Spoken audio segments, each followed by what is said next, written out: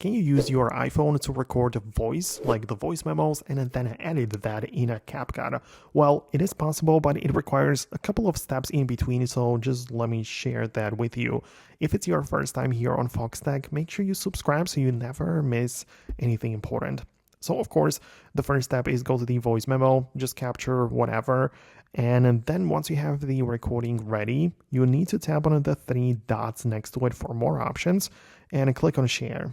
We're not going to share it to the email or anything like that, but we just want to use this menu to find the save to files. So this is basically going to export it from the voice memos to the files app. So you can select the destination or even create a folder for better organization, which you can name like the recordings or whatever.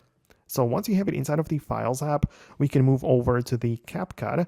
And in that application, you can be inside of your projects. Just click on Add Audio below so you can access this page. From this, you're going to tap on Sounds, then tap on the folder right here. Then again, select the folder which says Device and select from Device. This will open up the Files app, and all you have to do now is just to find the voice memo. So as I said, for better organization, it would make sense to create a folder, but if you can find it in here, no problem. Just select it and confirm it to be added. Then you tap on the plus button, the blue one or whatever, and it will be added to your clip.